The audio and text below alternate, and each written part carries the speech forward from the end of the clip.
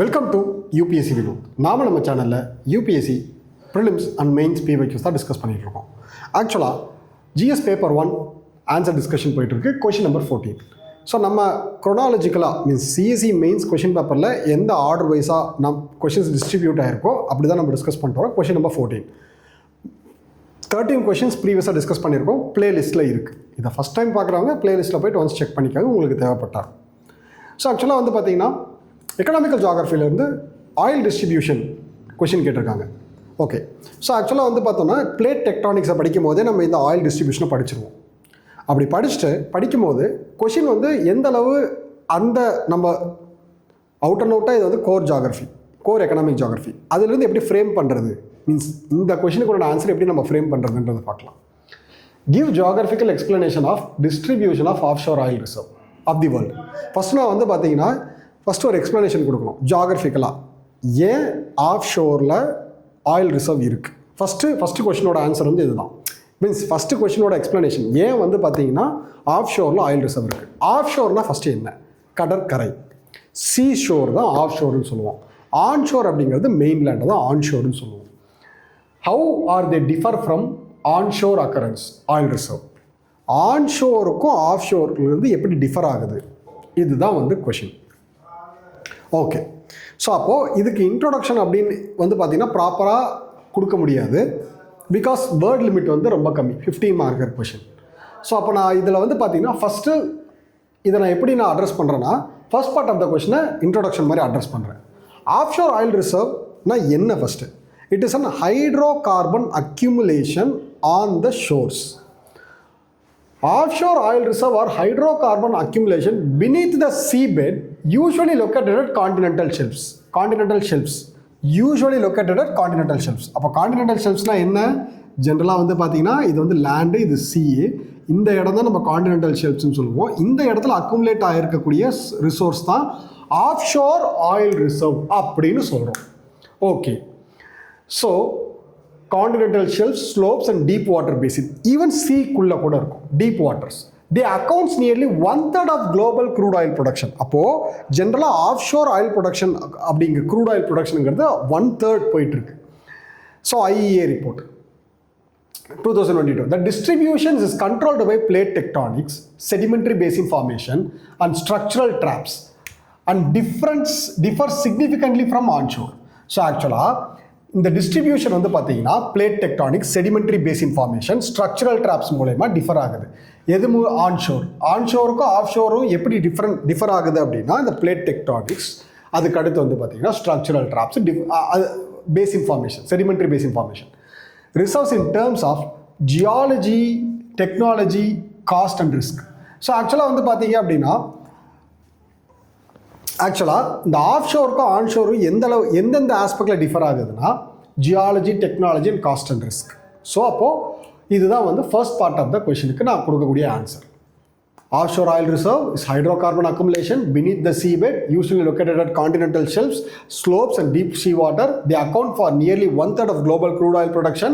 So their distribution is controlled by plate tectonics, sedimentary basin formation, structural traps, differ significantly from onshore reserve in terms of geology, technology and cost and risk. Okay, அப்போ first part of the question address பண்ணிட்டேன். So and explain the distribution of oil reserve. நான் இப்போ என்ன பண்ணணும் அப்படின்னா first பார்ட்டில் distribution நான் explain பண்ணணும். Geographical distribution of offshore oil reserve ரொம்ப ஈஸியாக போடலாம். இதில் எழுதியிருக்கிற அளவுக்கு நம்ம வந்து சொல்ல வேண்டாம். ஜென்ரலாக சி வைஸ் வந்துடலாம். அட்லாண்டிக் ஓஷனில் நார்த் சி, அடுத்து வெஸ்ட் ஆஃப்ரிக்கா, பிரேசில். ஸோ எந்தெந்த பாயிண்ட்ஸ் ரொம்ப முக்கியம்னு சொல்கிறேன். நார்த் சீயில் வந்து ரிஃப்ட் பேசின். ஸோ அதுக்கு அடுத்து வெஸ்ட் ஆஃப்ரிக்காவில் வந்து பார்த்திங்கன்னா prolific deep waters. So gulf of அந்த உள்ளே இருக்கக்கூடிய கண்ட்ரிஸ் எல்லாம் மென்ஷன் பண்ணணும்னு அவசியமே கிடையாது. பிரேசிலில் ப்ரீ சால்ட் ஃபீல்டு. ஸோ இது எல்லாத்தையுமே மென்ஷன் பண்ணால் போதும். ஸோ அதுக்கு அடுத்தபடியாக வந்து பார்த்தீங்கன்னா மிடில் ஈஸ்ட் சொல்லவே தேவையில்லை. Middle East and Persian Gulf இதுதான் வந்து வேர்ல்டுலேயே ஹையஸ்ட் ஆயில் ரிசர்வ் இருக்கக்கூடிய ஆஃப்ஷோர் ஆயில் ரிசர்வ் இருக்கக்கூடிய area. World most productive offshore oil reserve. So Safaniya Saudi Arabia largest, Iran, Qatar, UAE, Kuwait. இதுவும் வந்து பார்த்தீங்கன்னா எல்லா கண்ட்ரிஸை மட்டும் மென்ஷன் பண்ணால் போதும். North America, Gulf of Mexico, recent discovery in Gulf of Mexico which made US reduce the dependency of Middle East. So gulf of Mexico rich in deep water reserve தேவையில்லை, எதுவுமே தேவையில்லை. கனடா, நியூ ஃபவுண்ட்லேண்ட், லேப்ரடார் முடிஞ்சு போச்சு. So அப்போது north அமெரிக்காவில் gulf of Mexico, Canada. ஏஷியாவில் வந்து south China's, இந்தியாவில் பர்டிகுலராக Bombay high, KG basin, Kaveri basin. Indonesia, Malaysia, Brunei. So இங்கேயுமே வந்து பார்த்திங்கன்னா ஆஃப் ஷோர் ஆயில் ரிசர்வ் வந்து இருக்குது. ரஷ்யாலேயும் இருக்குது, சிக்னிஃபிகண்ட்டாக ஒரு அமௌண்ட் இருக்குது. ஆஸ்திரேலியாலேயும் வந்து பார்த்திங்கன்னா இருக்குது. So Sakhalin island, north west shelf basin. So இப்போது இது மட்டும் எழுதுனா போதும். அப்போது எந்த ஏரியா டிஸ்ட்ரிபியூட் ஆகிருக்குன்னு எழுதிட்டேன். ஃபர்ஸ்ட் பார்ட் ஆஃப் த கொஷினை அட்ரஸ் பண்ணிட்டேன். கம்ப்ளீட்டாக first part of the question இதுதான். How are they differ from onshore occurrence? அப்போது நான் இப்போ என்ன பண்ணணும்னா ஆஃப்ஷோர் விசஸ் ஆன்ஷோர் டிஃபர்ஸ் எப்படிலாம் டிஃபர் ஆகுதுன்னு நான் இங்கேயே சொல்லிட்டேன். Geology, technology, cost and risk. அப்போது லொக்கேஷன் தான் first aspect. Offshore, onshore. So ஆஃப்ஷோருங்கிறது காண்டினென்ட்ஸில் இருக்குது, சி கடற்கரையில் இருக்குது.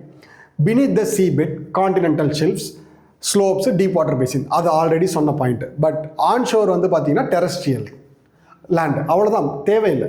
அதில் எழுதியிருக்கிறது எதுவுமே தேவையில்லை, ஜென்ரலாக சொல்கிறேன். Land, exploration and extraction.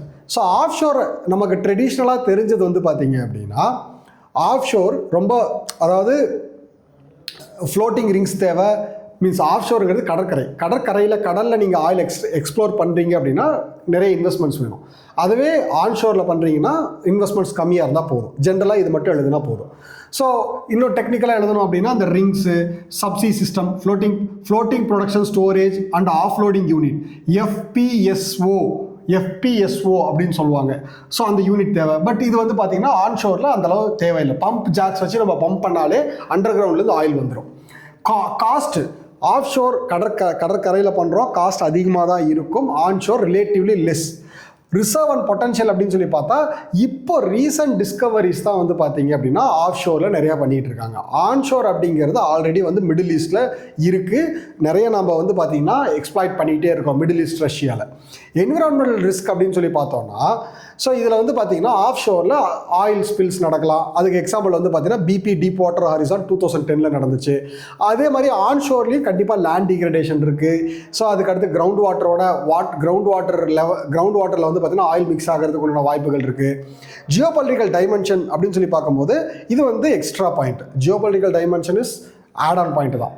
So அது வந்து என்னன்னா அது வந்து ஜியோபொலிட்டிக்கலாக அந்த ஆஃப்ஷோர் ஆயில் ரிசர்வ் எந்த மாதிரி ஒரு கான்ட்ரிபியூஷன் மீன்ஸ் எந்த மாதிரி ஒரு இம்பாக்ட் கிரியேட் பண்ணுது, ஆன்ஷோர் வந்து எந்த மாதிரி ஒரு கிரியேட் பண்ணுது அப்படின்னா ஆன்ஷோரில் வந்து பார்த்தீங்க அப்படின்னா டெரஸ்ட்ரியல் சாவர்ஜினிட்டி தான் மேக்ஸிமம் வந்து பார்த்தீங்கன்னா அதில் பெருசாக எதுவும் பிரச்சனை வராது. பிகாஸ் ஒரு எண்ணெய் கிணற கம்ப்ளீட்டாக ஒரே கண்ட்ரி தான் ஓன் பண்ணும் ஜென்ரலாக. பட் ஆஃப்ஷோர் அப்படி கிடையாது. பார்டர் ஷேரிங் இருக்குது. மரைன் சி, சவுத் சைனா சீயில் பெரிய டிஸ்பியூட் இருக்குது. ஸோ சவுத் சைனா சீயில் வந்து மரைன் பவுண்டரி டிஸ்பியூட் இருந்தே இருக்குது. அப்போது இதோட ஆன்சர் வந்து நம்ம எப்படி கொண்டு வரணும், மீன்ஸ் இதோட கன்க்ளூஷன் எப்படி கொண்டு வரணும் அப்படின்னா ஸோ ஜென்ரலாக வந்து பார்த்தீங்க அப்படின்னா offshore oil reserves most productive when compared to onshore oil reserve. So and also அதோட காஸ்ட்டும் வந்து பார்த்தீங்க அப்படின்னா காஸ்ட் வைஸாக ரொம்ப அதிகமாக இருந்தாலும் என்விரான்மெண்டல் கன்சர்னில் வந்து மீன்ஸ் என்விரான்மெண்டல் ஆஸ்பெக்டில் வந்து பார்த்தீங்கன்னா it is little bit better then onshore. So இது வந்து பார்த்தீங்க அப்படின்னா ஃபைனலாக வந்து தீஸ் ஆர் த ஆஸ்பெக்ட்ஸ். இந்த ஆஸ்பெக்ட்ஸில் இது டிஃபர் ஆகுது அப்படின்னு சொல்லி நம்ம வந்து எண்ட் பண்ணணும். அவ்வளோதான். ஜென்ரலாக இந்த ஆஸ்பெக்ட்ஸ் எல்லாம் கன்க்ளூஷன் எழுதி இந்த ஆஸ்பெக்ட்ஸ்லாம் ஆஃப்ஷோர்லேருந்து ஆன்ஷோர் டிஃபர் ஆகுது அப்படின்னு ஒரு கன்க்ளூஷன் எழுதிட்டால் போதும். ரொம்ப சிம்பிளான ஒரு கன்க்ளூஷன். பட் கண்டிப்பாக இதுக்கு வந்து பார்த்தீங்கன்னா வேர்ல்டு மேப் போட்டு அந்த வேர்ல்டு மேப்பில் ஜஸ்ட் வந்து ஆஃப்ஷோர் ஆயில் ரிசர்வ் வேர்ல்டு மேப்பில் நம்ம எக்ஸாம் பெர்ஸ்பெக்டிவில் போடுற வேர்ல்டு மேப் போட்டு அந்த அங்கங்கே டாட் வச்சா இந்தந்த இடத்துல டாட் வச்சாவே முடிஞ்சு போச்சு. ஸோ அப்போது நம்ம இதை டிஃபர் பண்ணிட்டோம், டிஃபரன்ஸில் காமிச்சிட்டோம் அப்படின்னு நமக்கு வந்து வந்துடும். ஓகேங்களா? தேங்க்யூ.